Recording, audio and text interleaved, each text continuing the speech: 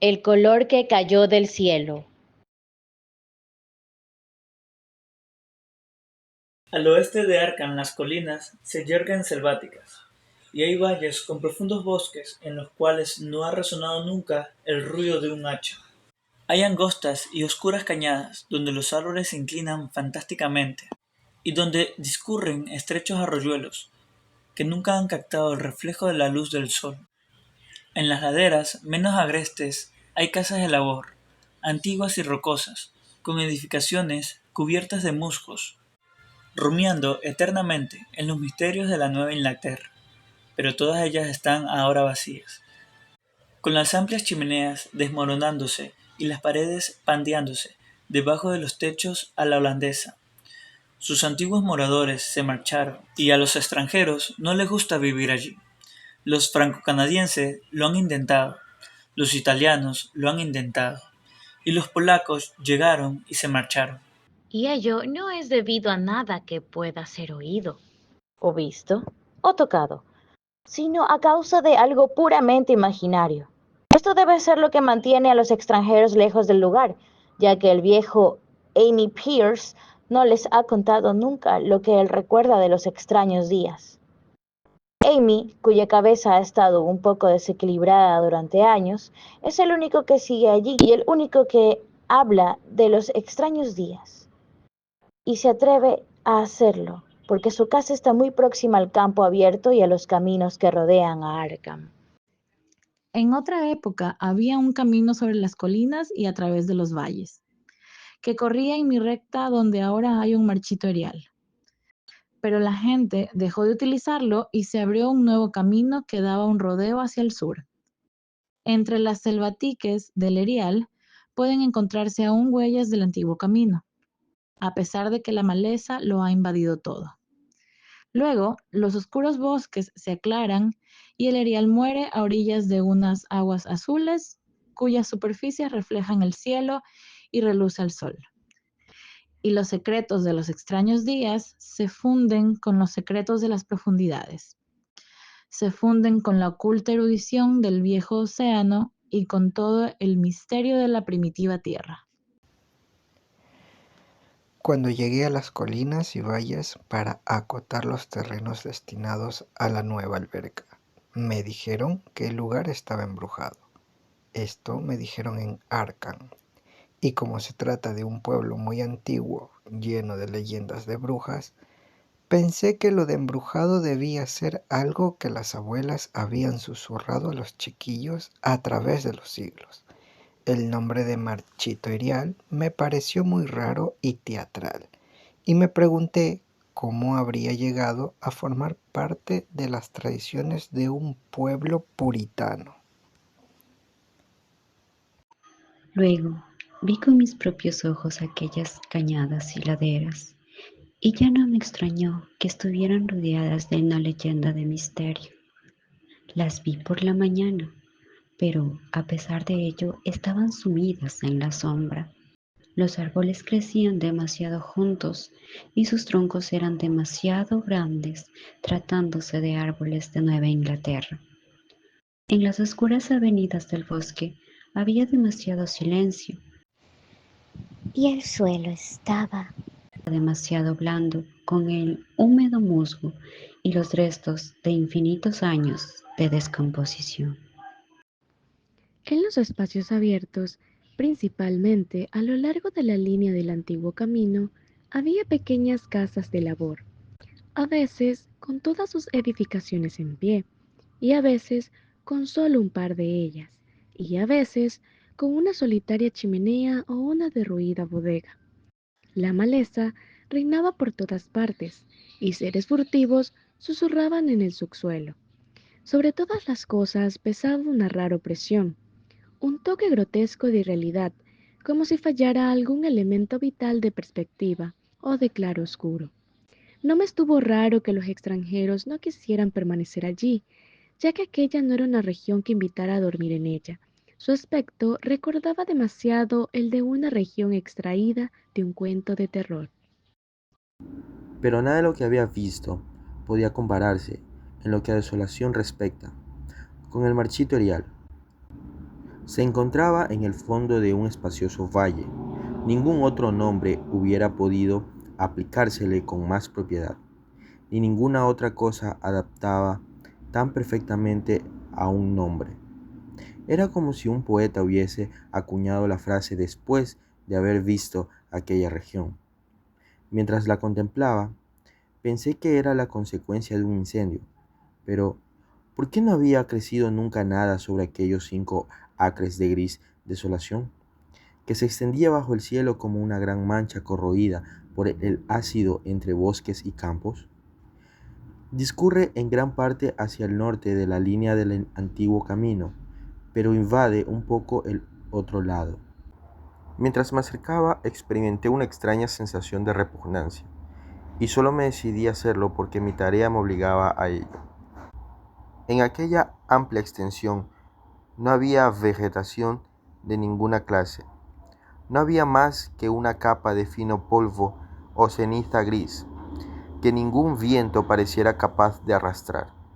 Los árboles más cercanos tenían un aspecto raquítico y enfermizo, y muchos de ellos parecían agotados o con los troncos podridos. Mientras andaba apresuradamente vi, a mi derecha, los derruidos restos de una casa de labor, y la negra boca de un pozo abandonado, cuyos estancados vapores adquirían un extraño matiz al ser bañados por la luz del sol. El desolado espectáculo hizo que no me maravillara ya de los asustados susurros de los moradores de Arkham. En los alrededores no había edificaciones ni ruinas de ninguna clase. Incluso en los antiguos tiempos, el lugar dejó de ser solitario y apartado. Y a la hora del crepúsculo, temeroso de pasar de nuevo por aquel ominoso lugar, tomé el camino del sur, a pesar de que significaba dar un gran rodeo. Por la noche interrogué a algunos habitantes de Arkham acerca del marchito erial y pregunté qué significado tenía la frase «los extraños días», que había oído murmurar evasivamente. Sin embargo, no pude obtener ninguna respuesta concreta, y lo único que saqué en claro era que el misterio se remontaba a una fecha mucho más reciente de lo que había imaginado. No se trataba de una vieja leyenda, ni mucho menos, sino de algo que había ocurrido en vida de los que hablaban conmigo. Había sucedido en los años 80, y una familia desapareció o fue asesinada. Los detalles eran algo confusos, y como todos aquellos con quienes hablé, me dijeron que no prestara crédito a las fantásticas historias del viejo Amy Pierce. Decidí ir a visitarlo a la mañana siguiente, después de enterarme de que vivía solo en una ruinosa casa que se alzaba en el lugar donde los árboles empiezan a espesarse.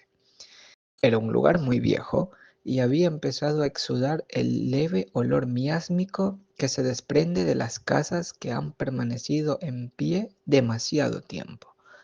Tuve que llamar insistentemente para que el anciano se levantara, y cuando se asomó tímidamente a la puerta, me di cuenta de que no se alegraba de verme. No estaba tan débil como yo había esperado. Sin embargo, sus ojos parecían desprovistos de vida, y sus andrajosas ropas y su barba blanca le daban un aspecto gastado y decaído. No sabiendo cómo enfocar la conversación para que me hablaran de sus fantásticas historias, fingí que me había llevado hasta allí la tarea a que estaba entregado. Le hablé de ella al viejo Amy, formulándole algunas vagas preguntas acerca del distrito. Amy Pierce era un hombre más culto y más educado de lo que me habían dado a entender, y se mostró más comprensivo que cualquiera de los hombres con los cuales había hablado en Arkham. No era como otros rústicos que había conocido en las zonas donde iban a construirse las albercas, ni protestó por las millas del antiguo bosque y de tierras de labor que iban a desaparecer bajo las aguas, aunque quizás su actitud hubiera sido distinta de no haber tenido su hogar fuera de los límites del futuro lago. Lo único que mostró fue alivio ante la idea de que los valles por los cuales había vagabundeado toda su vida iban a desaparecer. estarían mejor debajo del agua desde los extraños días. Y, al decir esto, su ronca voz se hizo más apagada, mientras su cuerpo se inclinaba hacia adelante, y el dedo índice de su mano derecha empezaba a señalar de un modo tembloroso e impresionante. Fue entonces cuando oí la historia, y mientras la ronca voz avanzaba en su relato, en una especie de misterioso susurro me estremecí una y otra vez, a pesar de que estábamos en pleno verano. Tuve que interrumpir al narrador con frecuencia para poner en claro puntos científicos que él solo conocía a través de lo que había dicho un profesor, cuyas palabras repetía como un papagayo, aunque su memoria había empezado ya a flaquear para tender un puente entre dato y dato, cuando fallaba su sentido de la lógica y de la continuidad. Cuando hubo terminado, no me extrañó que su mente estuviera algo desequilibrada, ni que a la gente de Arkham no le gustara hablar de Marchito Ariel. Me apresuré a regresar a mi hotel antes de la puesta del sol, ya que no quería tener las estrellas sobre mi cabeza, encontrándome al aire libre. Al día siguiente regresé a Boston para dar mi informe. No podía ir de nuevo a aquel oscuro caos de antiguos bosques y laderas, ni enfrentarme otra vez con aquel gris erial donde el negro pozo abría sus fauces, al lado de los derruidos restos de una casa de labor. La alberca iba a ser construida inmediatamente, y todos aquellos antiguos secretos quedarían enterrados para siempre bajo las profundas aguas. Pero creo que ni cuando esto sea una realidad, me gustaría visitar aquella región por la noche. Al menos, no cuando brillan en el cielo las siniestras estrellas. Todo empezó, dijo el viejo Amy, con el meteorito. Antes no se habían oído leyendas de ninguna clase. E incluso en la remota época de las brujas, aquellos bosques occidentales no fueron ni la mitad de temidos que la pequeña isla de Miskatonic, donde el diablo concedía audiencias al lado de un extraño altar de piedra, más antiguo que los indios. Aquellos no eran bosques hechizados, y su fantástica oscuridad no fue nunca terrible hasta los extraños días. Luego, había llegado aquella blanca nube meridional.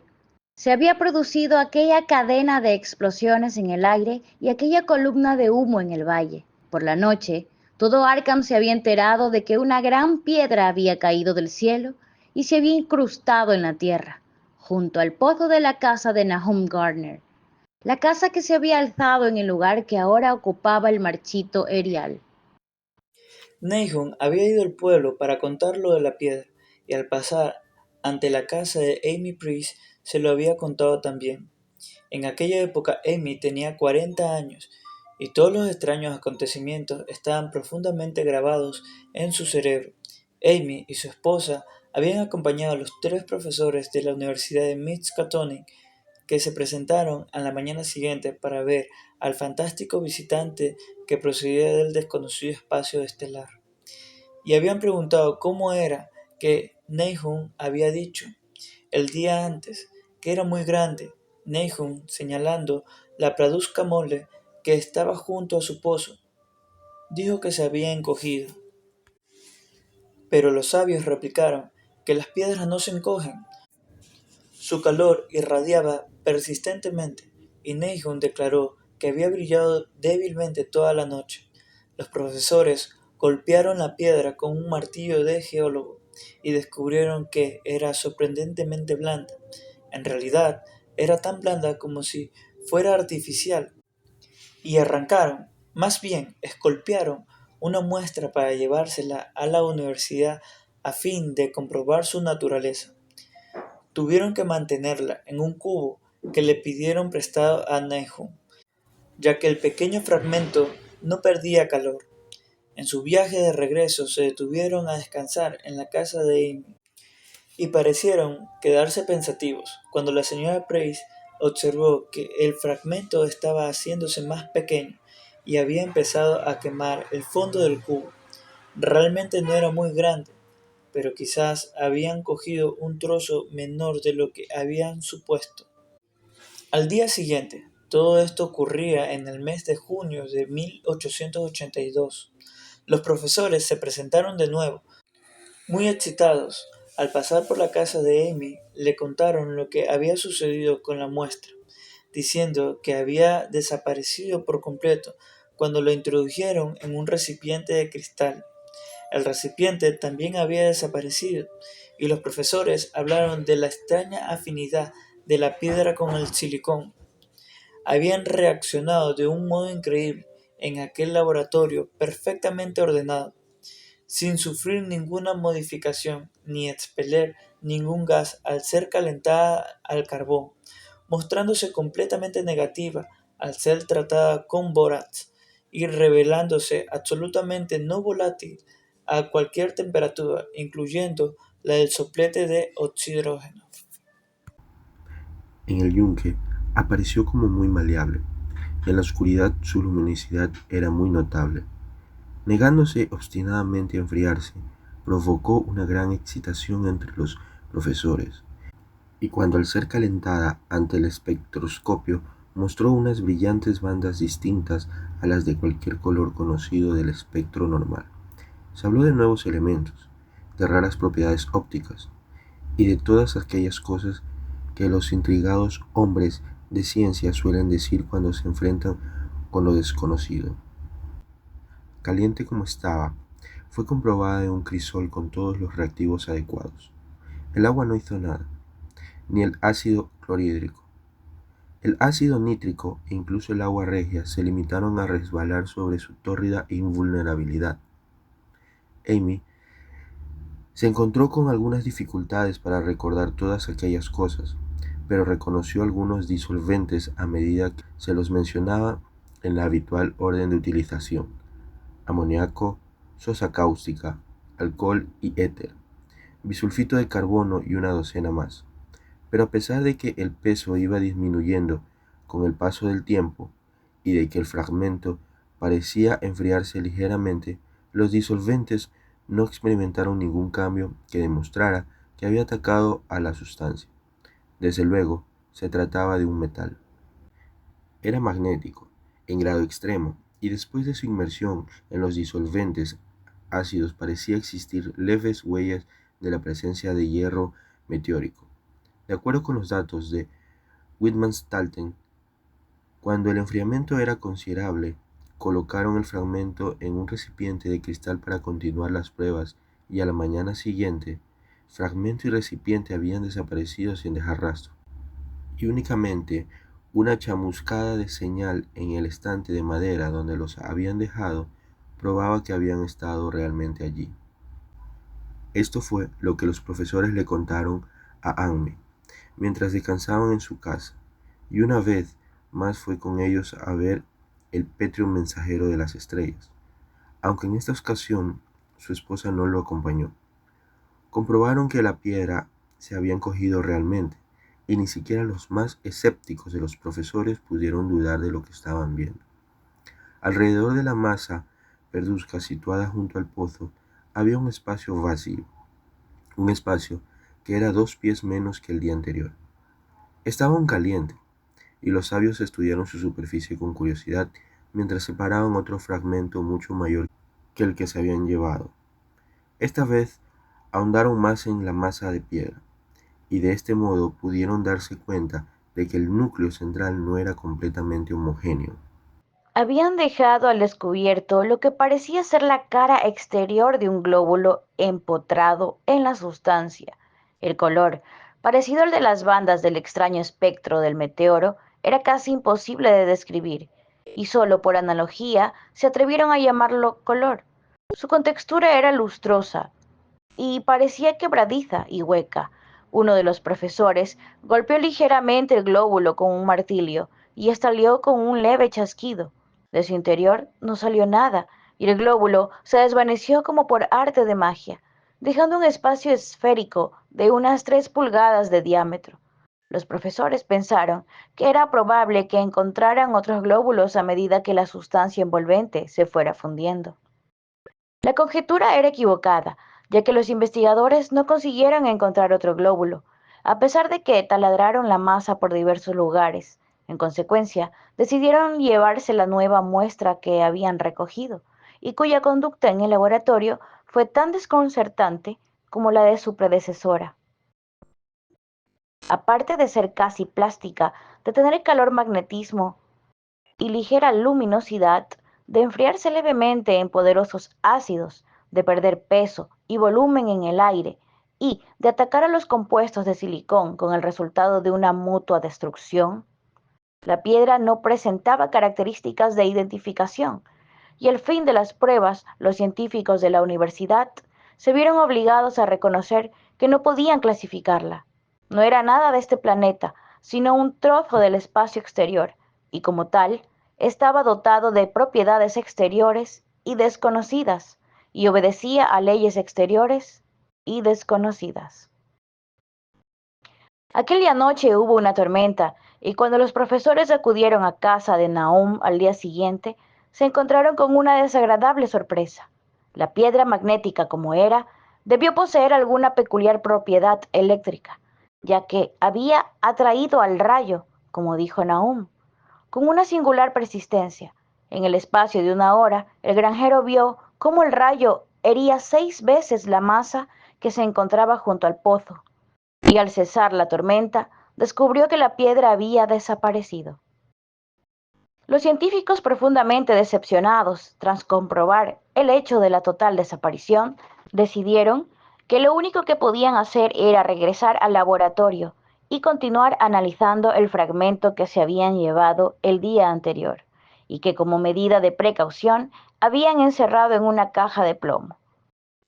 El fragmento duró una semana transcurrida la cual no se había llegado a ningún resultado positivo. La piedra desapareció sin dejar ningún residuo y con el tiempo los profesores apenas creían que habían visto realmente aquel misterioso vestigio de los insondables abismos exteriores. Aquel único, fantástico mensaje de otros universos y otros reinos de materia, energía y entidad. Como era lógico, los periódicos de Arkham hablaron mucho del incidente y enviaron a sus reporteros a entrevistar a Nahum y a su familia. Un rotativo de Boston envió también un periodista y Nahum se convirtió rápidamente en una especie de celebridad local. Era un hombre delgado de unos 50 años que vivía con su esposa y sus 3 hijos del producto de lo que cultivaba en el valle. Él y Amy se hacían frecuentes visitas, lo mismo que sus esposas, y Amy solo tenía frases de elogio para él después de todos aquellos años. Parecía estar orgulloso de la atención que había despertado el lugar, y en las semanas que siguieron a su aparición y desaparición, habló con frecuencia del meteorito. Los meses de julio y agosto fueron cálidos, y Nahum trabajó de firme en sus campos, y las faenas agrícolas lo cansaron más de lo que lo habían cansado otros años, por lo que llegó a la conclusión de que los años habían empezado a pesarle. Luego llegó la época de la recolección. Las peras y manzanas maduraban lentamente, y Nahum aseguraba que sus huertos tenían un aspecto más floreciente que nunca. La fruta crecía hasta alcanzar un tamaño fenomenal y un brillo musitado. Y su abundancia era tal que Nahum tuvo que comprar unos cuantos barriles más a fin de poder embalar la futura cosecha. Pero con la maduración llegó una desagradable sorpresa, ya que toda aquella fruta de opulenta presencia resultó incomible.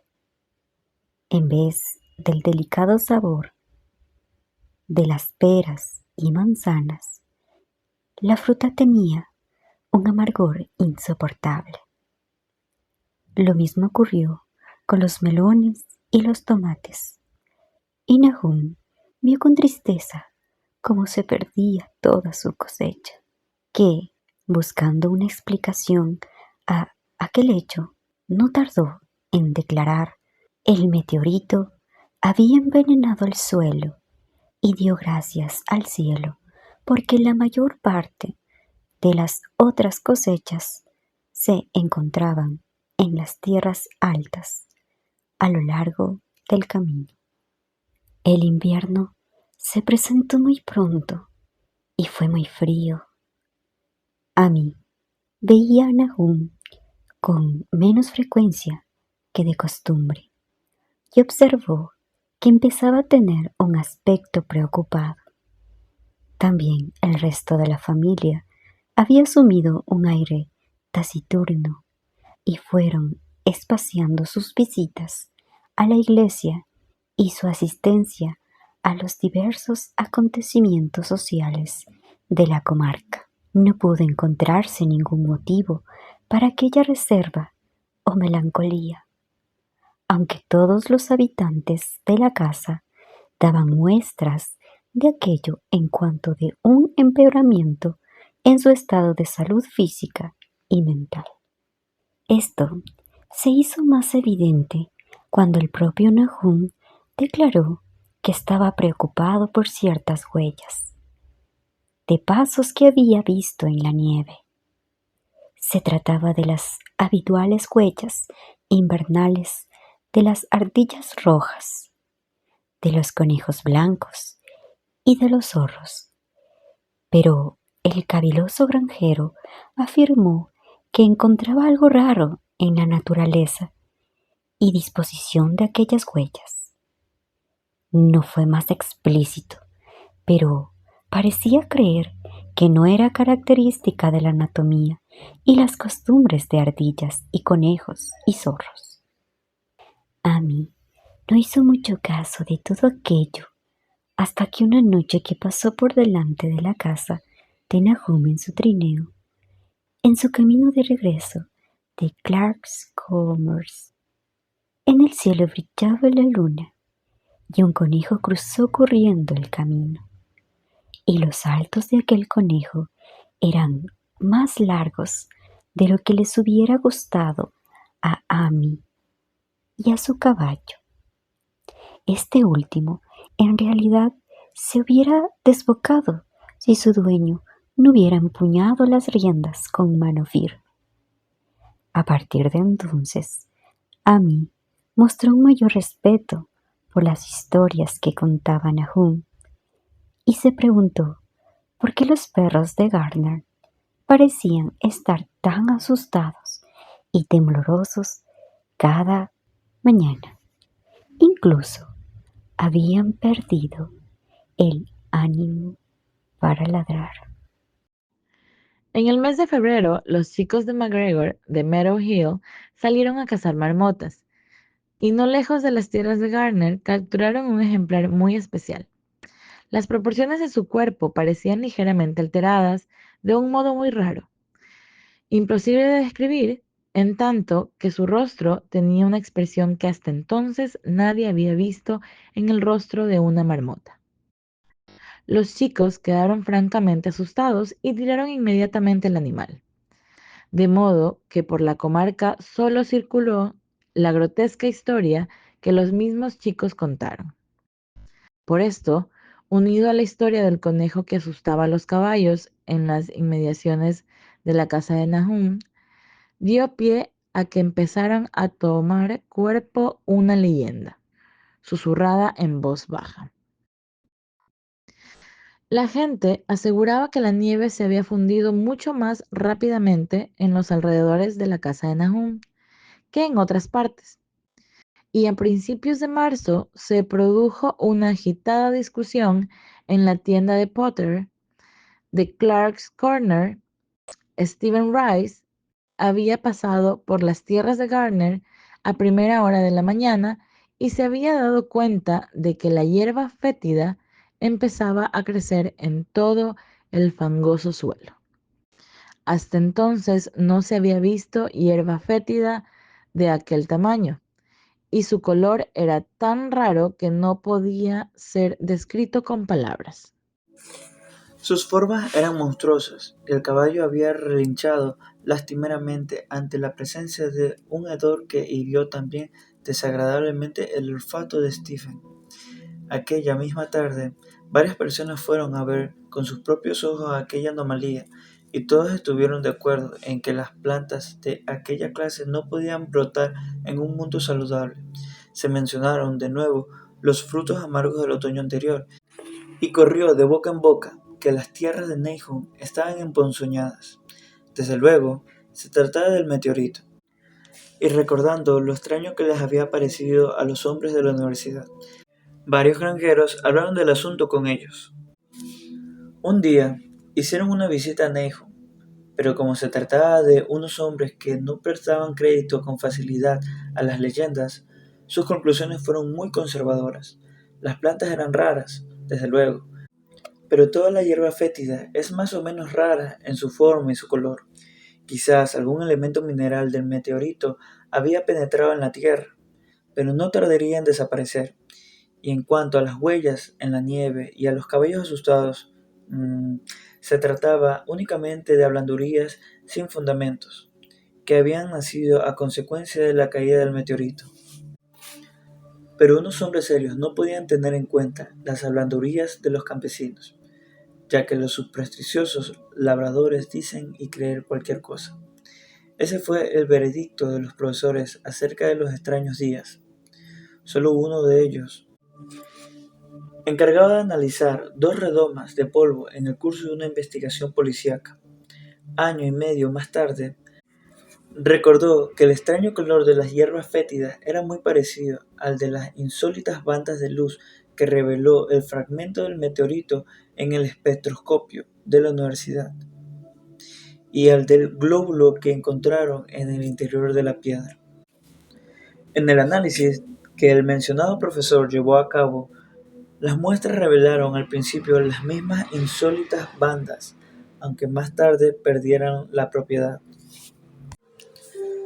Los árboles florecieron prematuramente alrededor de la casa de Nahum, y por la noche se mecían ominosamente al viento.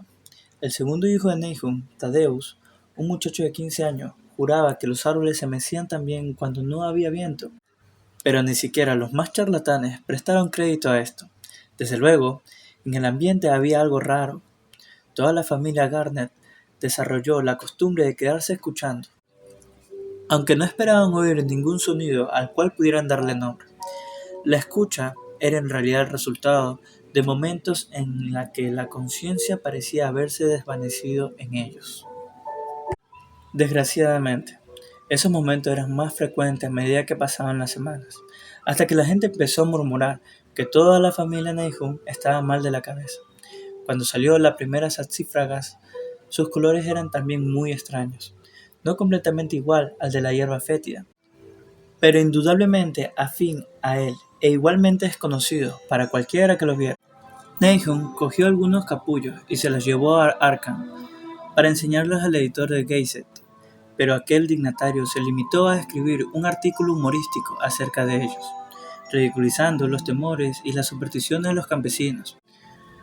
Fue un error de Nahum contarle a un estólido ciudadano la conducta que observaba de las mariposas, también de gran tamaño, en relación con aquellas saxifragas. Abril aportó una especie de locura a la gente de la comarca y comenzaron a dejar de utilizar el camino que pasaba por los terrenos de Nahum, hasta abandonarlo por completo. Era la vegetación. Los renuevos de los árboles tenían unos extraños colores, y a través del suelo de piedra, del patio y de los árboles continuos, crecían unas plantas que solamente un botánico podía relacionarlas con la flora de la región. Pero lo más raro de todo era el colorido, que no correspondía a ninguno de los matices que el ojo humano había visto hasta entonces. Plantas y arbustos se convirtieron en una siniestra amenaza, creciendo insólitamente en su cromática perversión. Amy y los Garden opinaron que los colores tenían para ellos una especie de inquietante familiaridad, y llegaron a la conclusión de que los recordaba al glóbulo que había sido descubierto dentro del meteoro. Nahum labró y sembró los 10 acres de terreno que poseía en la parte alta, sin tocar los terrenos que rodeaban su casa. Sabía que sería trabajo perdido y tenía la esperanza de que aquellas extrañas hierbas que estaban creciendo arrancaría toda la ponzoña del suelo. Ahora estaba preparado para cualquier cosa, por inesperadamente que pudiera parecer, y se había acostumbrado a la sensación de que cerca de él había algo que esperaba ser oído. El ver que los vecinos no se acercaban por su casa le molestó, desde luego, pero afectó todavía más a su esposa. Los chicos no lo notaron tanto porque iban a la escuela todos los días, pero no pudieron evitar el enterarse de las habladurías, las cuales los asustaron un poco, especialmente a Tadeus, porque era un muchacho muy sensible. En mayo llegaron los insectos y la hacienda de Garner se convirtió en un lugar de pesadilla, lleno de zumbidos y de serpenteos. La mayoría de aquellos animales tenían un aspecto insólito y se movían de un modo muy raro, y sus costumbres nocturnas contradecían todas las anteriores experiencias. Los Garner adquirieron el hábito de mantenerse vigilantes durante la noche, miraban en todas direcciones en busca de algo, aunque no podían decir de qué. Fue entonces cuando comprobaron que Tadeus había estado en lo cierto al hablar de lo que ocurría con los árboles. La señora Garner fue la primera en comprobarlo. Una noche que se encontraba en la ventana del cuarto contemplando la silueta de un arce que se recortaba contra un cielo iluminado por la luna, las ramas del arce se estaban moviendo y no corría el menor soplo de viento. Cosa de la savia seguramente. Las cosas más extrañas resultaban ahora normales. Sin embargo, el siguiente descubrimiento no fue obra de ningún miembro de la familia Garner. Se habían familiarizado con lo anormal hasta el punto de no darse cuenta de muchos detalles. Y lo que ellos no fueron capaces de ver fue observado por un viajante de comercio de Boston, que pasó por allí una noche, ignorante de las leyendas que corrían por la región. Lo que contó en Arkham apareció en un breve artículo publicado por la Gazette, y aquel artículo fue lo que todos los granjeros, incluido Nahum, se echaron primero a los ojos. La noche había sido oscura, pero alrededor de una granja del valle, que todo el mundo supo que se trataba de la granja de Nahum, la oscuridad había sido menos intensa. Una leve, aunque visible, fosforescencia parecía surgir de toda la vegetación, y en un momento determinado, un trozo de aquella fosforescencia se deslizó furtivamente por el patio que había cerca del granero. Los pastos no parecían haber sufrido los efectos de aquella insólita situación, y las vacas pacían libremente cerca de la casa. Pero hacia finales de mayo la leche empezó a ser mala. Entonces Nahum llevó las vacas a pacer a las tierras altas, y la leche volvió a ser buena. Poco después, el cambio en la hierba y en las hojas, que hasta entonces se habían mantenido normalmente verdes, pudo apreciarse a simple vista. Todas las hortalizas adquirieron un color grisáceo y un aspecto quebradizo. Amy era ahora la única persona que visitaba a los Garner, y sus visitas fueron espaciándose más y más. Cuando cerraron la escuela, por ser época de vacaciones, los Garner quedaron virtualmente aislados del mundo, y a veces encargaban a Amy que les hiciera sus compras en el pueblo. Continuaban desmejorando física y mentalmente, y nadie quedó sorprendido cuando circuló la noticia de que la señora Garner se había vuelto loca. Esto ocurrió en junio, alrededor del aniversario de la caída del meteoro, y la pobre mujer empezó a gritar que veía cosas en el aire, cosas que no podía describir. En su desvarío no pronunciaba ningún nombre propio, sino solamente verbos y pronombres. Las cosas se movían y cambiaban y revoloteaban, y los oídos reaccionaban a impulsos que no eran del todo sonidos. Nahum no le envió al manicomio del condado, sino que dejó que vagabundeara por la casa mientras fuera inofensiva para sí misma y para los demás. Cuando su estado empeoró, no hizo nada, pero cuando los chicos empezaron a asustarse y Tadeus casi se desmayó al ver la expresión del rostro de su madre al mirarlo, Nahum decidió encerrarla en el ático. En julio, la señora Garner dejó de hablar y empezó a arrastrarse a cuatro patas. Y antes de terminar el mes, Nahum se dio cuenta de que su esposa era ligeramente luminosa en la oscuridad, tal como ocurría con la vegetación de los alrededores de la casa. Esto sucedió un poco antes de que los caballos se dieran a la fuga. Algo los había despertado durante la noche, y sus relinchos y su cocear habían sido algo terrible. A la mañana siguiente, cuando Nahum abrió la puerta del establo, los animales salieron disparados como alma que lleva el diablo. Nahum tardó una semana en localizar a los 4, y cuando los encontró, se vio obligado a matarlos porque se habían vuelto locos, y no había quien los manejara. Nahum le pidió prestado un caballo a Ami para cargar el heno, pero el animal no quiso acercarse al granero. Respingó, se encabritó y relinchó, y al final tuvieron que dejarlo en el patio, mientras los hombres arrastraban el carro hasta situarlo junto al granero. Entretanto, la vegetación iba tornándose gris y quebradiza. Incluso las flores, cuyos colores habían sido tan extraños, se volvían grises ahora, y la fruta era gris y enana e insípida. Las jarrillas y el trébol dorado dieron flores grises y deformes, y las rosas, las rascamoños y las malvarrosas del patio delantero tenían un aspecto tan horrendo que Cenas, el mayor de los hijos de Nahum, las cortó todas. Al mismo tiempo fueron muriéndose todos los insectos, incluso las abejas, que habían abandonado sus colmenas. En septiembre, toda la vegetación se había desmenuzado, convirtiéndose en un polvillo grisáceo, y Nahum temió que los árboles murieran antes de que la ponzoña se hubiera desvanecido del suelo.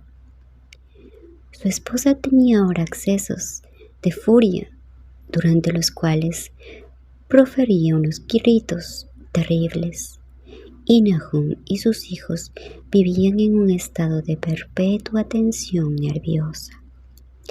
No se trataban ya con nadie, y cuando la escuela volvió a abrir sus puertas, los chicos no acudieron a ella. Fue Ami, en una de sus raras visitas, quien descubrió que el agua del pozo ya no era buena. Tenía un gusto endiablado, que no era exactamente fétido ni exactamente salobre, y Ami aconsejó a su amigo que excavara otro pozo en las tierras altas para utilizarlo hasta que el suelo volviera a ser bueno. Sin embargo, Nahum no hizo menor caso de aquel consejo, ya que había llegado a empeñarse contra las cosas raras y desagradables. Él y sus hijos siguieron utilizando la teñida agua del pozo, bebiéndola como la misma indiferencia con la que comían sus escasos y mal cocidos alimentos, y con que realizaban sus improductivas y monótonas tareas a través de unos días sin objetivo. Había algo de estólida resignación en todos ellos, como si anduvieran en otro mundo, entre hileras de anónimos, guardianes hacia un lugar familiar y seguro. Tadeus se volvió loco en septiembre, después de una visita al pozo. Había ido allí con un cubo y había regresado con las manos vacías, encogiendo y agitando los brazos y murmurando algo acerca de los colores movibles que había allí abajo.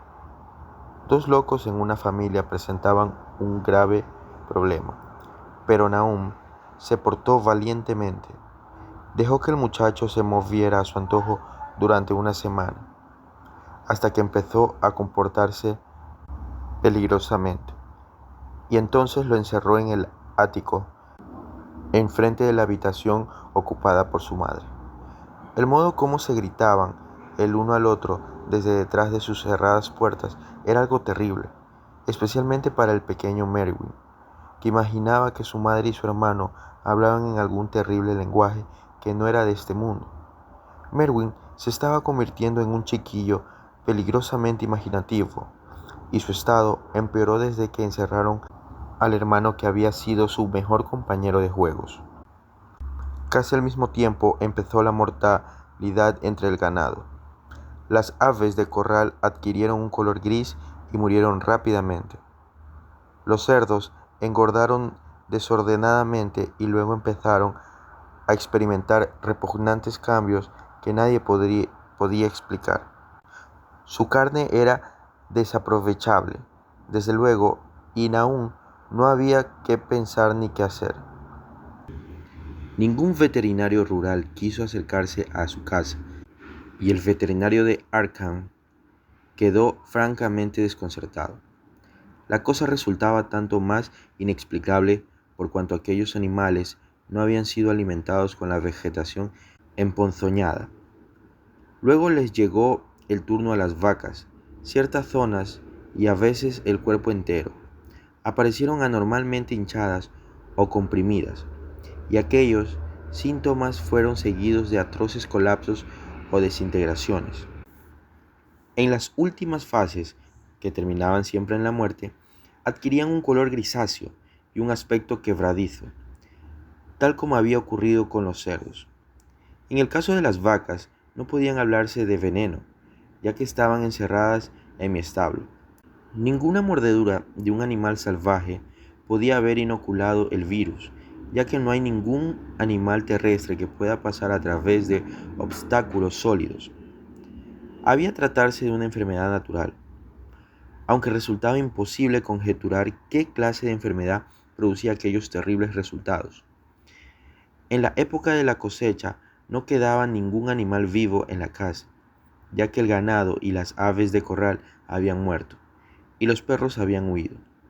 Los perros, en número de 3, habían desaparecido una noche y no volvieron a aparecer.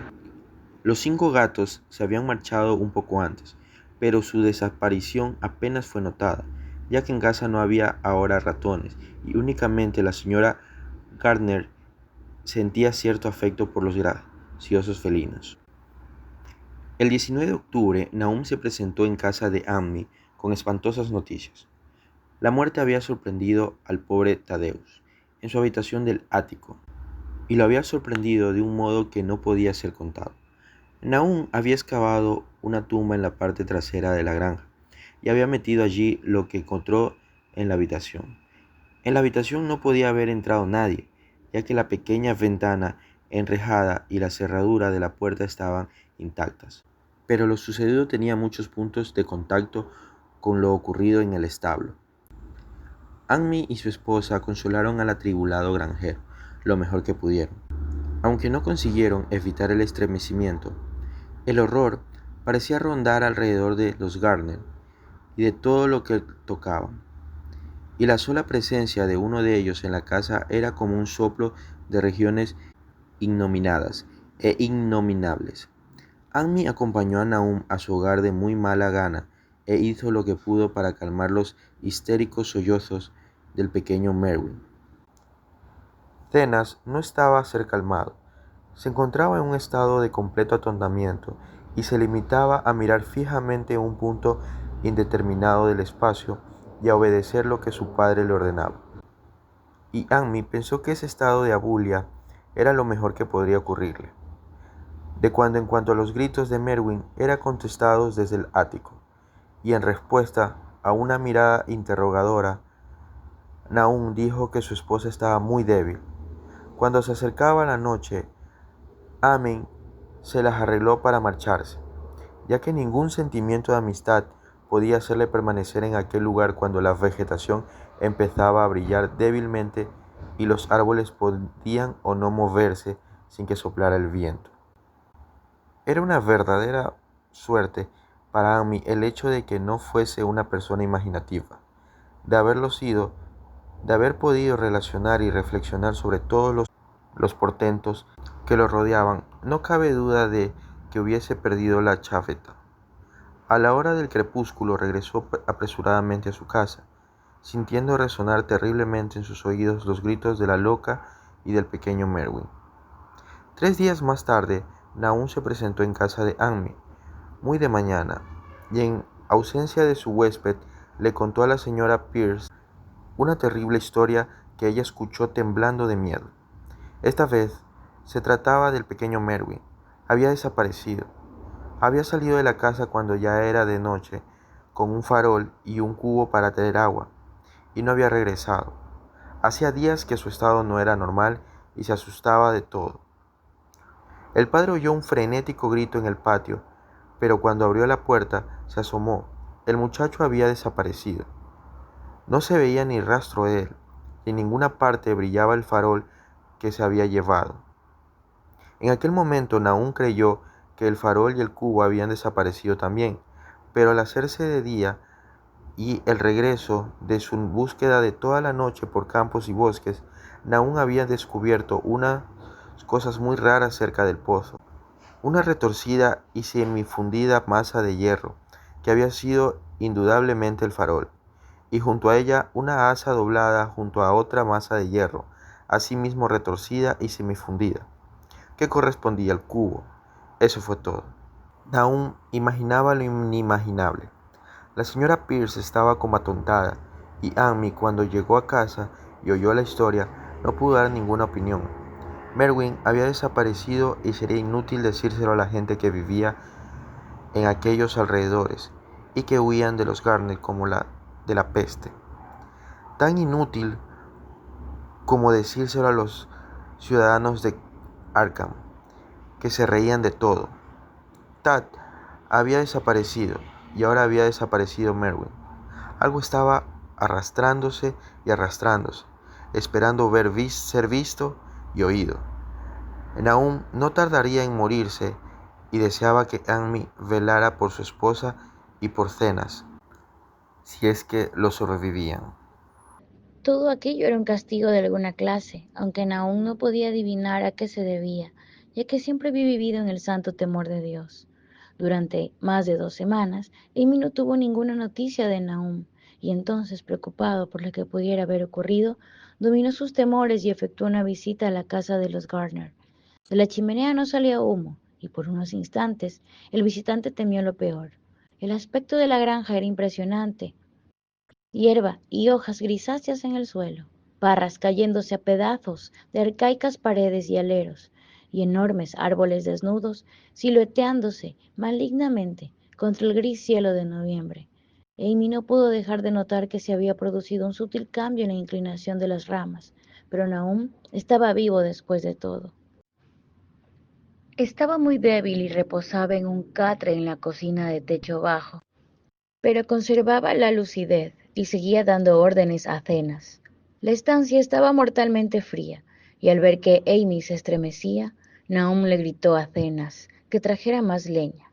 La leña en realidad era muy necesaria, ya que el cavernoso hogar estaba apagado y vacío, y el viento que se filtraba chimenea abajo era helado. De pronto, Nahum le preguntó si la leña que había traído su hijo lo hacía sentirse más cómodo, y entonces Amy se dio cuenta de lo que había ocurrido. Finalmente, la mente del granjero había dejado de resistir a la intensa presión de los acontecimientos. Interrogando discretamente a su vecino, Amy no consiguió poner en claro lo que le había sucedido a Zenas. ¿En el pozo? Vive en el pozo. Fue todo lo que su padre dijo. Luego el visitante recordó súbitamente a la esposa loca y cambió de tema. «Navy, ¿está aquí?» «Desde luego», fue la sorprendida respuesta del pobre Nahum, y Amy no tardó en darse cuenta de que tendría que investigar por sí mismo. Dejando al inofensivo granjero en su catre, cogió las llaves que estaban colgadas detrás de la puerta y subió los chirriantes escalones que conducían al ático. La parte alta de la casa estaba completamente silenciosa y no se oía el menor ruido en ninguna dirección. De las 4 puertas a la vista, solo una estaba cerrada, y en ella probó Amy varias llaves del manojo que había cogido. A la tercera tentativa, la cerradura giró, y Amy empujó la puerta pintada de blanco. El interior de la habitación estaba completamente a oscuras, ya que la ventana era muy pequeña y estaba medio tapada por las rejas de hierro, y Amy no pudo ver absolutamente nada. El aire estaba muy viciado, y antes de seguir adelante, tuvo que entrar en otra habitación y llenarse los pulmones de aire respirable. Cuando volvió a entrar, vio algo oscuro en un rincón. y al acercarse no pudo evitar un grito de espanto. Mientras gritaba, creyó que una nube momentánea había tapado la escasa claridad que penetraba por la ventana, y un segundo después se sintió rozado por una espantosa corriente de vapor. Unos extraños colores danzaron ante sus ojos, y si el horror que experimentaba en aquellos momentos no le hubiera impedido coordinar sus ideas, hubiera recordado el glóbulo que el martillo de geólogo había aplastado en el interior del meteorito, y la malsana vegetación que había crecido durante la primavera. Pero, en el estado en que se hallaba, solo pudo pensar en la horrible monstruosidad que tenía enfrente, y que sin duda alguna había compartido la desconocida suerte del joven Thaddeus y del ganado. Pero lo más terrible de todo era que aquel horror se movía lenta y visiblemente mientras continuaba desmenuzándose. Amy no me dio más detalles de aquella escena, pero la forma del rincón no reapareció en su relato como un objeto movible. Hay cosas que no pueden ser mencionadas, y lo que se hace por humanidad es a veces cruelmente juzgado por la ley. Comprendí que en aquella habitación del ático no quedó nada que se moviera, nada capaz de moverse, y eso debió ser algo horripilante, capaz de acarrear un tormento eterno. Cualquiera, no tratándose de un estólido granjero, se hubiera desmayado o enloquecido, pero Amy volvió a cruzar el umbral de la puerta pintada de blanco y encerró el espantoso secreto detrás de él. Ahora debía ocuparse de Nahum. Este tenía que ser alimentado y atendido y trasladado a algún lugar donde pudieran cuidarlo. Cuando empezaba a bajar la oscura escalera, Amy oyó un estrépito debajo de él. Incluso le pareció haber oído un grito y recordó nerviosamente la corriente de vapor que lo había rozado mientras se hallaba en la habitación del ático. Oprimido por un vago temor, oyó más ruidos debajo suyo. Indudablemente, estaban arrastrando algo pesado, y al mismo tiempo se oía un sonido todavía más desagradable, como el que produciría una fuerte succión. Sintiendo aumentar su terror, pensó en lo que había visto en el ático. ¡Santo cielo! ¿En qué fantástico mundo de pesadilla había penetrado? No se atrevió a avanzar ni a retroceder, y permaneció inmóvil, temblando en la negra curva del rellano de la escalera. Cada detalle de la escena estallaba de nuevo en su cerebro. De repente se oyó un frenético relincho, proferido por el caballo de Amy, seguido inmediatamente por un ruido de cascos que hablaba de una precipitada fuga. Al cabo de un instante, caballo y calesa estaban fuera del alcance del oído, dejando al asustado Amy inmóvil en la oscura escalera. La tarea de conjeturar qué podía haberlos impulsado a desaparecer tan repentinamente. Pero aquello no fue todo. Se produjo otro ruido fuera de la casa, una especie de chapoteo en el agua. Debió de haber sido en el pozo. Amy había dejado a Hero desatado cerca del pozo, y algún animalito debió meterse entre sus patas, asustándolo y dejándose caer después en el pozo. Y la casa seguía brillando con una pálida fosforescencia. Dios mío, qué antigua era la casa, la mayor parte de ella edificada antes de 1670 y el tejado holandés más tarde en 1730. En aquel momento se oyó el ruido de algo que se arrastraba por el suelo de la planta baja, y Amy aferró con fuerza el palo que había cogido en el ático sin ningún propósito determinado. Procurando dominar sus nervios, terminó su descenso y se dirigió a la cocina, pero no llegó a ella, ya que lo que buscaba no estaba ya allí. Había salido a su encuentro y hasta cierto punto estaba aún vivo. Si se había arrastrado o se había sido arrastrado por fuerzas externas es cosa que Amy no hubiera podido decir, pero la muerte había tomado parte en ello. Todo había ocurrido durante la última media hora, pero el proceso de desintegración estaba ya muy avanzado. Había allí una horrible fragilidad debida a lo quebradizo de la materia, y del cuerpo se desprendían fragmentos secos. Amy no pudo tocarlo, limitándose a contemplar horrorizado la retorcida caricatura de lo que había sido un rostro. ¿Qué ha pasado, Nahum? ¿Qué ha pasado?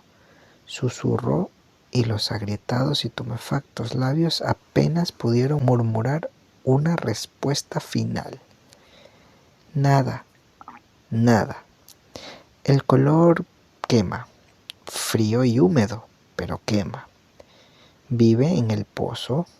Lo he visto, una especie de humo igual que las flores de la pasada primavera. El pozo brilla por la noche. Se llevó a Tat y a Merwin y a Cenas, todas las cosas vivas, sobre la vida de todas las cosas. En aquella piedra tuvo que llegar en aquella piedra. La aplastaron. Era el mismo color como las flores y las plantas. Tiene que haber más. Crecieron, lo he visto esta semana. Tuvo que darle fuerte a Senath. Era un chico fuerte, lleno de vida. Le golpea a uno la mente y luego se apodera de él. Quema mucho. En el agua del pozo. No pueden sacarlo de allí. Ahogarlo se ha llevado también a Senath. Tenías razón. El agua está embrujada. ¿Cómo está Navi, Anmi? Mi cabeza no funciona. No sé cuánto hace que no le he subido comida. La cosa la atacó también a ella. El color, su rostro tiene el mismo color por las noches. Y el color quema y sorbe. Procede de algún lugar donde las cosas no son como aquí. Uno de los profesores lo dijo. Tenía razón. Mira, Anmi, está sorbiendo la vida. Pero eso fue todo. La cosa que había hablado no podía hablar más porque se había encogido completamente. Anmi lo cubrió con un mantel a cuadros blancos y rojos y salió de la casa por la puerta trasera. Trepó por la ladera que conducía a las tierras altas y regresó a su hogar por el camino del norte y los bosques. No pudo pasar junto al pozo, desde el cual había huido su caballo. Miró hacia el pozo a través de una ventana y recordó el chapoteo que había oído. El chapoteo de algo que se había sumergido en el pozo después de lo que había hecho con el desdichado Nahum. Cuando Anmi llegó a su casa, se encontró con que el caballo y la caleza lo habían precedido. Su esposa lo aguardaba llena de ansiedad. Después de tranquilizarla, sin darle ninguna explicación, se dirigió a Arkham y notificó a las autoridades que la familia Gardner ya no existía. No entró en detalles, limitándose a hablar de las muertes de Nahum y de Navi. La de Thaddeus era ya conocida, y dijo que la causa de la muerte parecía ser la misma extraña dolencia que había atacado al ganado. También dijo que Merwin y Cenas habían desaparecido. En la jefatura de policía lo interrogaron ampliamente, y al final se vio obligado a acompañar a 3 agentes a la granja de Gardner, juntamente con el fiscal, el médico forense y el veterinario que había atendido a los animales enfermos. Amy fue con ellos de muy mala gana, ya que la tarde estaba muy avanzada y temía que la noche lo cogiera en aquel lugar maldito, aunque era un consuelo saber que iba a estar acompañado de tantos hombres. Los 6 hombres montaron en un carro siguiendo a la caleza de Annie y llegaron a la granja alrededor de las 4. A pesar de que los agentes estaban acostumbrados a presenciar espectáculos horripilantes, todos estremecieron a la vista de lo que fue encontrado debajo del mantel a cuadros rojos y blancos y en la habitación del ático. El aspecto de la granja, con su desolación gris, era ya bastante terrible, pero aquellos 2 retorcidos objetos sobrepasaban toda medida de horror. Nadie pudo contemplarlos más allá de un par de segundos, e incluso el médico forense admitió que allí había muy poco que examinar. Podían analizarse unas muestras, desde luego, de modo que él mismo se encargó de agenciárselas. Y al parecer, aquellas muestras provocaron el más inextricable rompecabezas con que se enfrentaba nunca el laboratorio de la universidad. Bajo el espectroscopio, las muestras revelaron un espectro desconocido, muchas de cuyas bandas eran iguales que las que había revelado el extraño meteoro al ser analizado. La propiedad de emitir aquel espectro se desvaneció en un mes, y el polvo consistía principalmente de fosfatos y carbonatos alcalinos. Anmi no los hubiera hablado del pozo de haber sabido que iban a actuar inmediatamente. Se acercaba la puesta de sol y estaba ansioso por marcharse de allí, pero no pudo evitar el dirigir miradas nerviosas al pozo, cosa que fue observada por uno de los policías, el cual lo interrogó. Anmi admitió que Naun había temido a algo que estaba escondido en el pozo, hasta el punto de que no se había atrevido a comprobar si Merwin o Zenas se habían caído dentro. La policía decidió vaciar el pozo y explorarlo inmediatamente, de modo que Anmi tuvo que esperar, temblando, mientras el pozo era vaciado cubo a cubo. El agua hervía de un modo insoportable, y los hombres tuvieron que taparse las narices con sus pañuelos para poder terminar la tarea. Menos mal que el trabajo no fue tan largo como habían creído, ya que el nivel del agua era sorprendentemente bajo. No es necesario hablar con demasiados detalles de lo que encontraron. Merwin y Zenas estaban allí los dos, aunque sus restos eran principalmente esqueléticos. Había también un pequeño cordero y un perro grande en el mismo estado de descomposición, aproximadamente, y cierta cantidad de huesos de animales más pequeños. El limo del fondo parecía inexplicablemente poroso y burbujeante, y un hombre que bajó, atado a una cuerda y provisto de una larga pertilla, se encontró con que podía hundir la pértiga en el fango en toda su longitud, sin encontrar ningún obstáculo. La noche se estaba echando encima y entraron en la casa en busca de faroles. Luego, cuando vieron que no podían sacar nada más del pozo, volvieron a entrar en la casa y conferenciaron en la antigua sala de estar, mientras la intermitente claridad de una espectral media luna iluminaba a intervalos la gris desolación del exterior. Los hombres estaban francamente perplejos ante aquel caso y no podían encontrar ningún elemento convincente que relacionara las extrañas condiciones de los vegetales, la desconocida enfermedad del ganado y de las personas, y las inexplicables muertes de Merwin y Zenas en el pozo. Habían oído los comentarios y las habladurías de la gente, desde luego, pero no podían creer que hubiese ocurrido algo, contrario a las leyes naturales.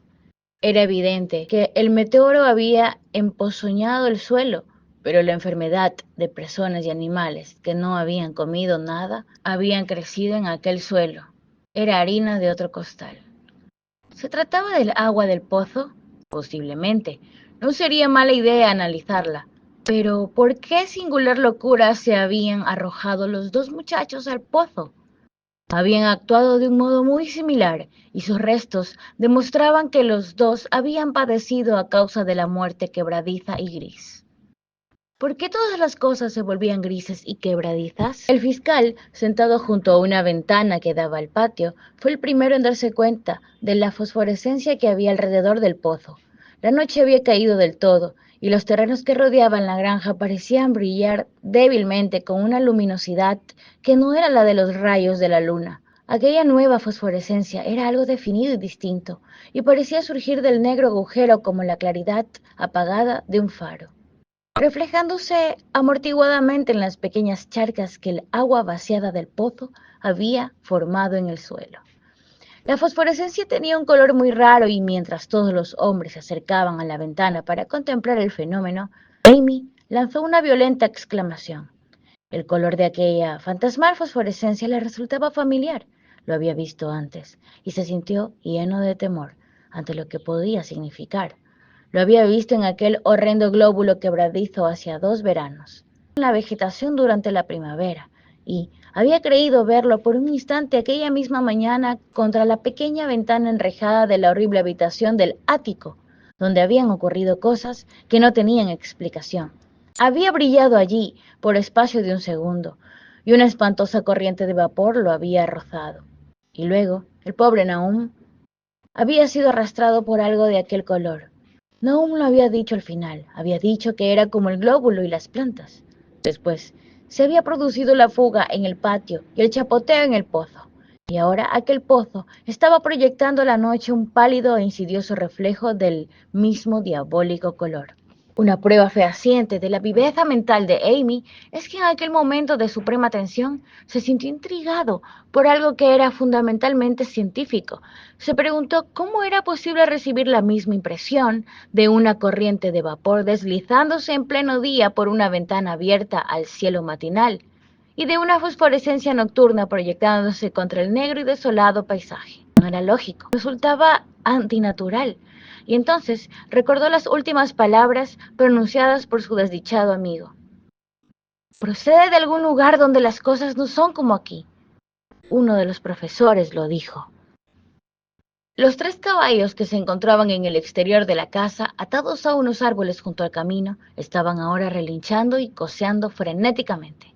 El conductor del carro se dirigió hacia la puerta para ver qué sucedía, pero Amy apoyó una mano en su hombro. «No salga usted», susurró.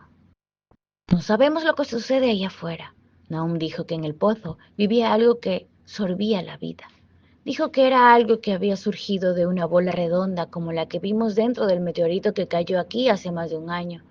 Dijo que quemaba y sorbía, y que era una nube de color, como la fosforescencia que ahora sale del pozo, y que nadie puede saber lo que es. Nahum creía que se alimentaba de todo lo viviente y afirmó que lo había visto la semana pasada. Tiene que ser algo caído del cielo, igual que el meteorito. Tal como dijeron los profesores de la universidad, su forma y sus actos no tienen nada que ver con el mundo de Dios. Es algo que procede del más allá.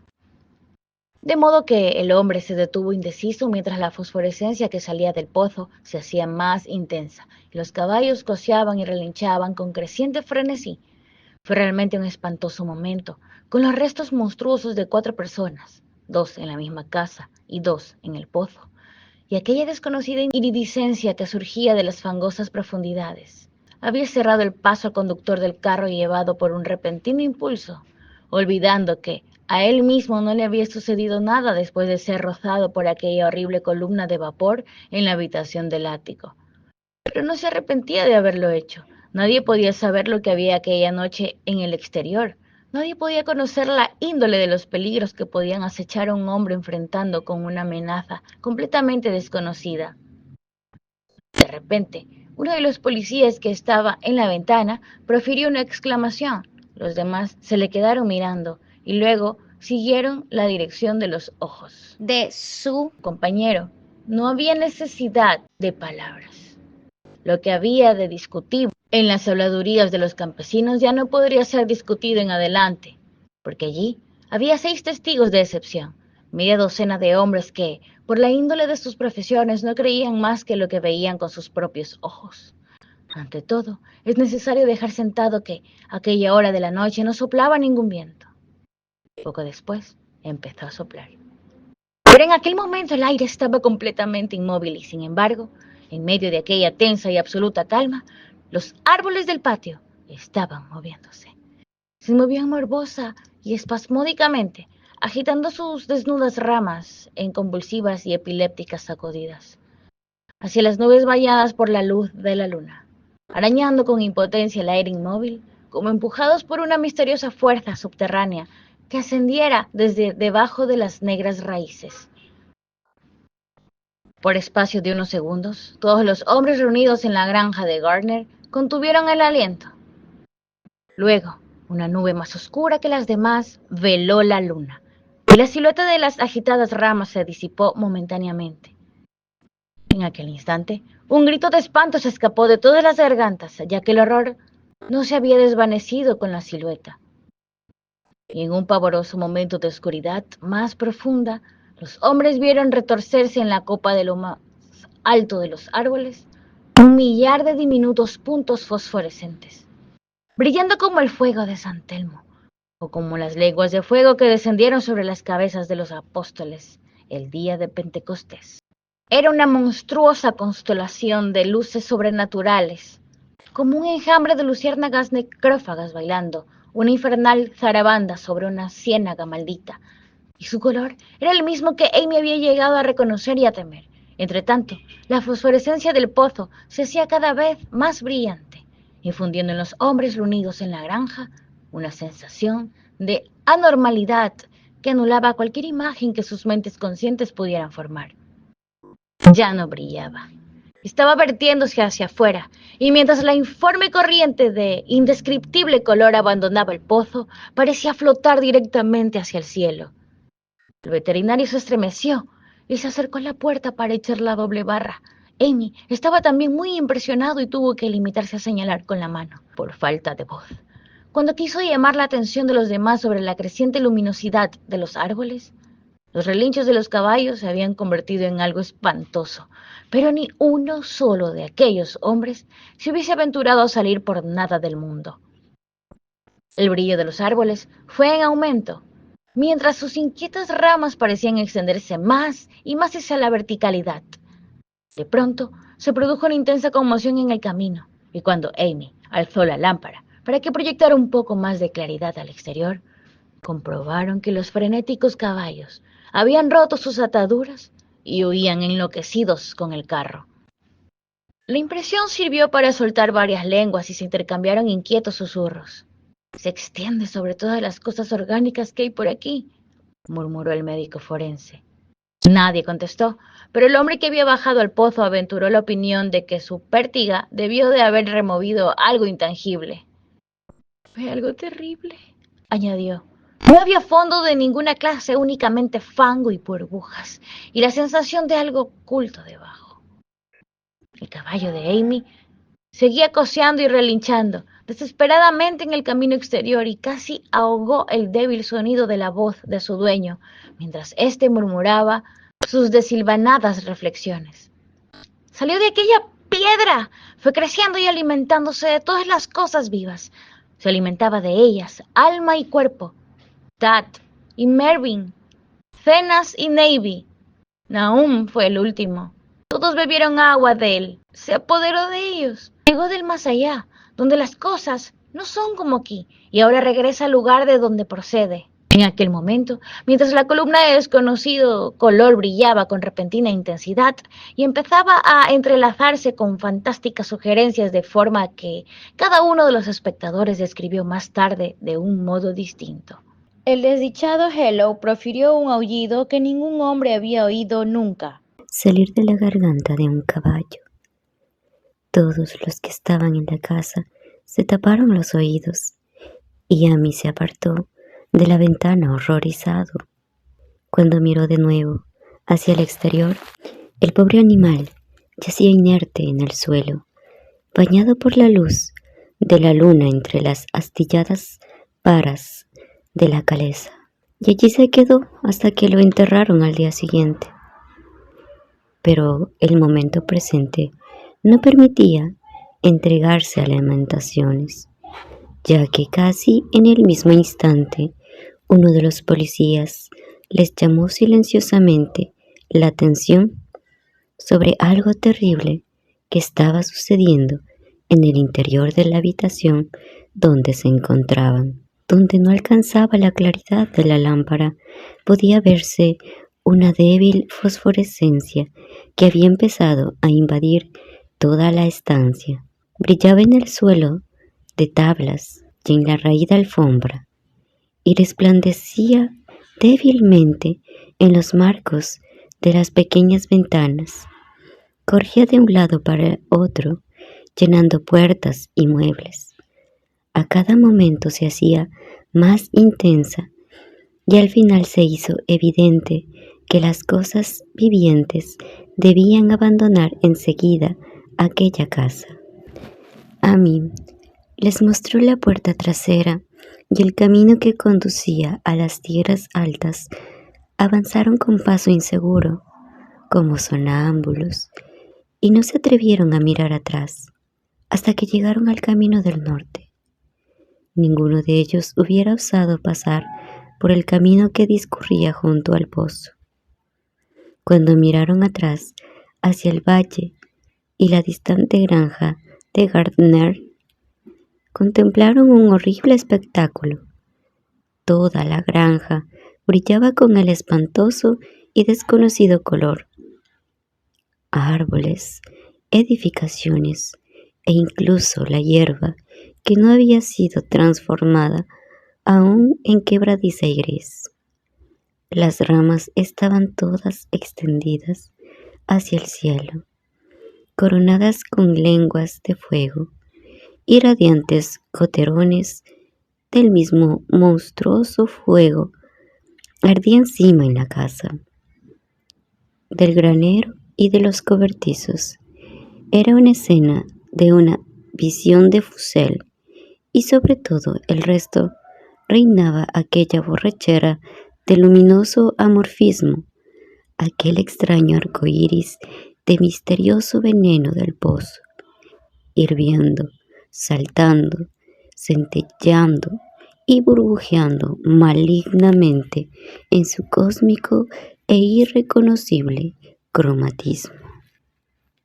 Luego, súbitamente, la horrible cosa salió disparada verticalmente hacia el cielo, como un cohete o un meteoro, sin dejar ningún rastro detrás de ella y desapareciendo a través de un redondo y curiosamente simétrico agujero abierto en las nubes.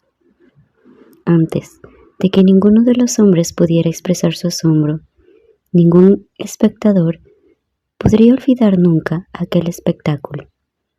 Y Amy se quedó mirando estúpidamente al cielo, que habla seguido el color hasta mezclarse con las estrellas de la Vía Láctea, pero su mirada fue atraída inmediatamente hacia la tierra por el estrépito que acababa de producirse en el valle. Había sido un estrépito y no una explosión, como afirmaron algunos de los componentes del grupo, pero el resultado fue el mismo, ya que en un caleidoscópico instante la granja y sus alrededores parecieron estallar, enviando hacia el cenit una nube de coloreados y fantásticos fragmentos. Los fragmentos se desvanecieron en el aire, dejando una nube de vapor que al cabo de un segundo se había desvanecido también. Los asombrados espectadores decidieron que no valía la pena esperar a que volviera a salir la luna para comprobar los efectos de aquel cataclismo en la granja de Nahum. Demasiado asustados, incluso para aventurar alguna teoría, los 7 hombres regresaron a Arkham por el camino del norte. Amy estaba peor que sus compañeros y le suplicó que lo acompañaran hasta su casa en vez de dirigirse directamente al pueblo. Por nada del mundo hubiera cruzado en el bosque solo a aquella hora de la noche. Estaba más asustado que los demás porque había sufrido una impresión que los otros se habían ahorrado, y se sentía oprimido por un temor que por espacio de muchos años no se atrevió a mencionar. Mientras el resto de los espectadores en aquella tempestuosa colina habían vuelto estólidamente sus rostros al camino. Amy había mirado hacia atrás por un instante para contemplar el sombrío valle de desolación al que tantas veces había acudido, y había visto algo que le alzaba débilmente para hundirse de nuevo en el lugar desde el cual el informe horror había salido disparado hacia el cielo. Era solamente un color, aunque no era ningún color de nuestra tierra ni de los cielos, y porque Amy reconoció aquel color y supo que sus últimos y débiles restos debían seguir ocultos en el pozo. Nunca ha estado completamente cuerdo desde entonces. Amy no se acercaría a aquel lugar por nada del mundo.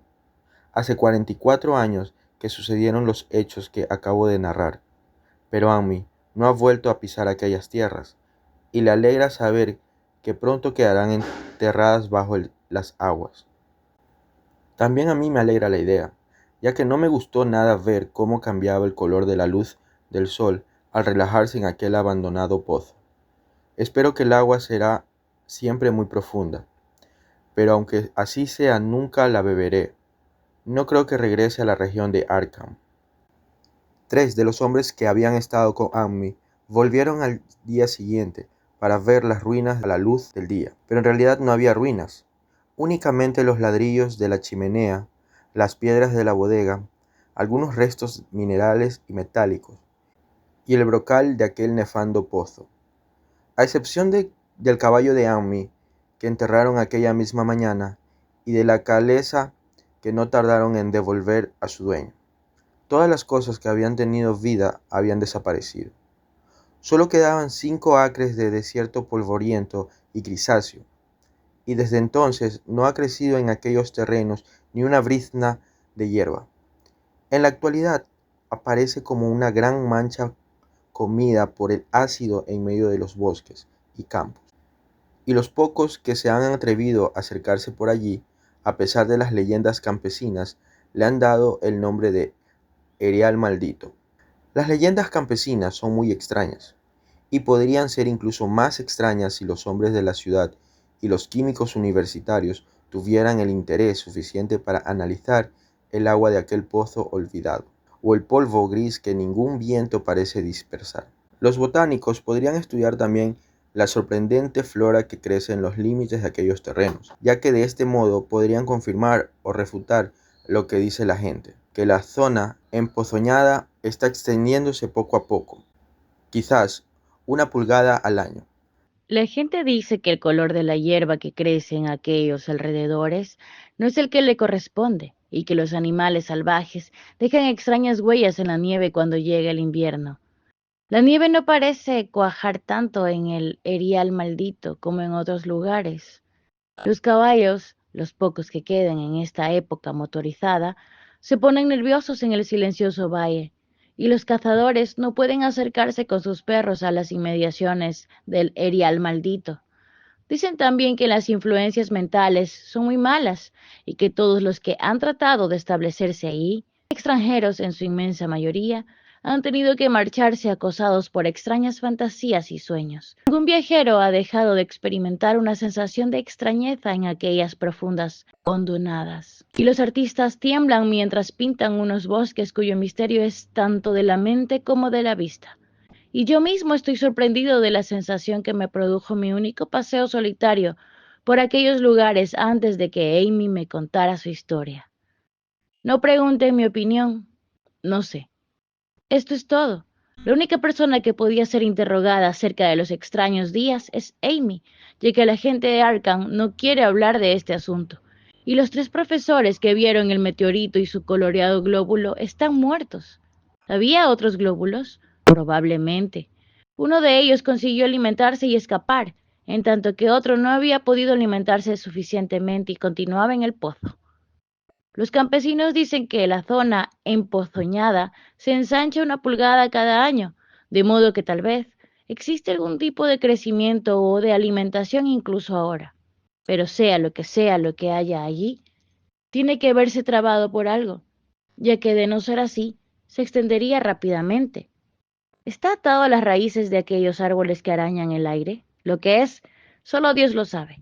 En términos de materia, supongo que la cosa que Amy describió puede ser llamada un gas, pero aquel gas obedecía a unas leyes que no son de nuestro cosmos. No era fruto de los planetas y soles que brillan en los telescopios y en las placas fotográficas de nuestros observatorios. No era ningún soplo de los cielos cuyos movimientos y dimensiones miden nuestros astrónomos o consideran demasiado vastos para ser medidos. No eran más que un color surgido del espacio, un pavoroso mensajero de unos reinos del infinito situados más allá de la naturaleza que nosotros conocemos, de unos reinos cuya simple existencia aturde el cerebro con las inmensas posibilidades extracósmicas que ofrece a nuestra imaginación. Dudo mucho de que Amy me mintiera de un modo consciente, y no creo que su historia sea el relato de una mente desquiciada, como supone la gente de la ciudad. Algo terrible llegó a las colinas y valles con aquel meteoro, y algo terrible, aunque ignoro en qué medida, sigue estando ahí Me alegra pensar que todos aquellos terrenos quedarán inundados por las aguas. Entretanto, espero que no le suceda nada a Amy. Vio tanto de esa cosa, y su influencia era tan insidiosa. ¿Por qué no ha sido capaz de marcharse a vivir a otra parte? Amy es un anciano muy simpático y muy buena persona, y cuando la brigada de trabajadores empiece su tarea, tengo que escribir al ingeniero jefe para que no lo pierda de vista. Me disgustaría recordarlo como una gris, retorcida y quebradiza monstruosidad de la que turban cada día más mi sueño.